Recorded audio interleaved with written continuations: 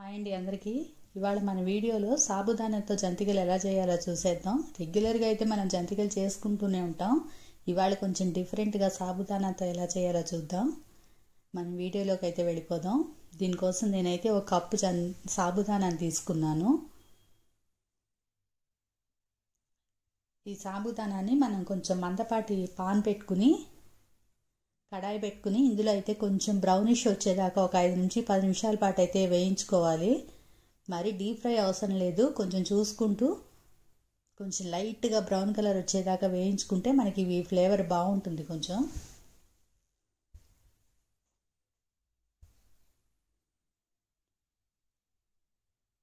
ఈ విధంగా వేయించుకుని స్టవ్ ఆఫ్ చేసుకుని వీటి చల్లారాక మిక్సీ పట్టుకుని జల్లించుకోవాలండి. జల్లించుకుంటే మనకి కొంచెం బరక ఏమైనా ఉంటే ఎక్స్ట్రా పోతుంది, మనకి పిండిలాగా అంతా కొంచెం కిందకి దిగిపోతుంది.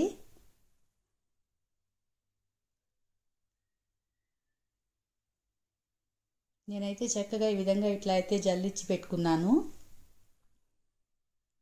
మనకి ఇలా అయితే తయారైపోతుందండి జల్లించాక.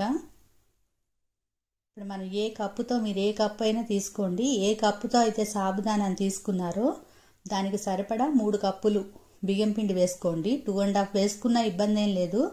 నేనైతే 3 కప్పులు తీసుకున్నాను.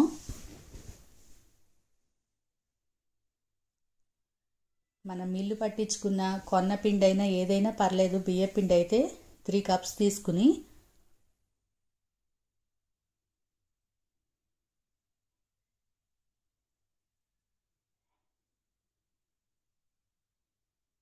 దీనికి సరిపడా సాల్ట్ 1 టేబుల్ స్పూను,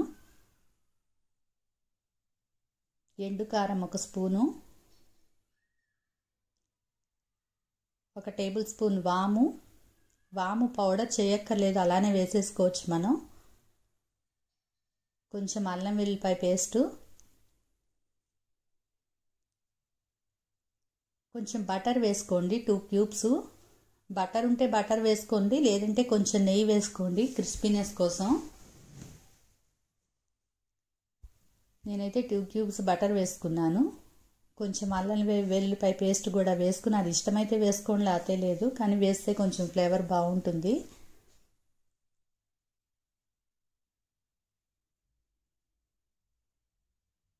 ఇవన్నీ వేసుకుని బాగా పిండికి పట్టేట్టుగా ముందు వాటర్ పోయకుండా ఒకసారి అంతా బాగా కలుపుకోవాలి, ఈ పిండికి అంతటికి కలిసేట్టుగా.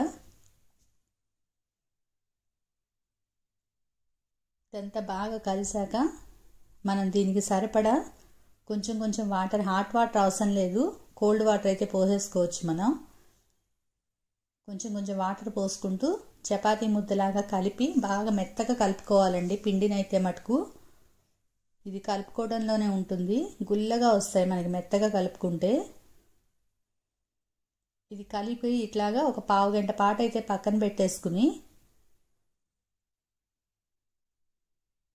బాగా కొంచెం నానుంటుందండి, నానితే గుల్లగా వస్తాయి. ఒక పావు గంట మూత పెట్టి పక్కన పెట్టేసుకుందాం. ఒక ½ గంట ఉంచుకున్నా నష్టమేం లేదండి, ఎంత నానితే అంత బాగుంటుంది. ఈ నానిన పిండిని తీసుకుని మనం ఈ జంతికల గిద్దలు తీసుకుని చక్కగా మీకు నచ్చిన షేపు, ఏ షేప్లో అయితే దానిలో పెట్టేసుకుని ఈ విధంగా కొంచెం వాటర్ కానీ ఆయిల్ కానీ చేతికి అప్లై చేసుకుని ఈ గిద్దల్లో పెట్టుకుని చక్కగా జంతికలు చుట్టేసుకుంటే మనకి ఈ షేప్లో అయితే తయారైపోతాయండి.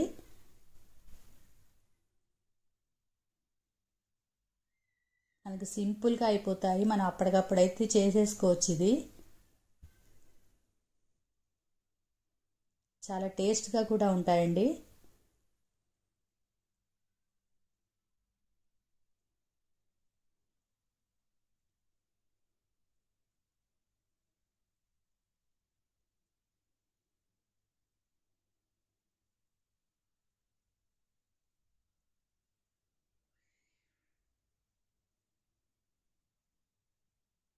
ఈ విధంగా చక్కగా మనకి నచ్చిన షేప్లో చుట్టేసుకుని సన్న మురుకులు కూడా చేసుకోవచ్చండి, అందులో అయినా పెట్టేసుకోవచ్చు.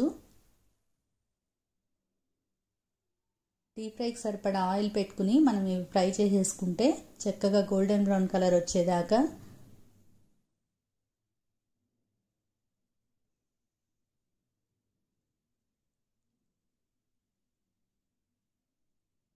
మనకు ఒక 15-20 రోజులైతే ఇవి నిలవ ఉంటాయండి చక్కగాను. కానీ అన్ని రోజులైతే మనం ఉంచాం కదండి, చేసామంటే ఆ డబ్బా ఖాళీ అయ్యేదాకా పిల్లలు అవే తింటూ ఉంటారు, అంత టేస్ట్గా ఉంటాయి ఇవి.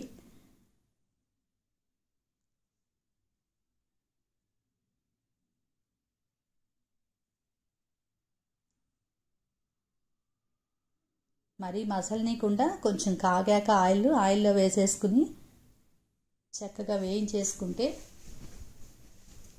గాలి చొరబడి డబ్బాలో పెట్టేసుకుంటే మనకు ఒక 20 days వరకు బాగుంటాయండి చక్కగా.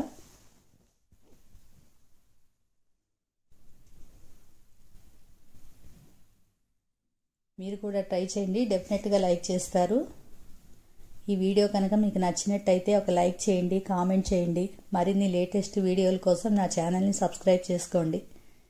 Thank you for watching. Please like, share, subscribe.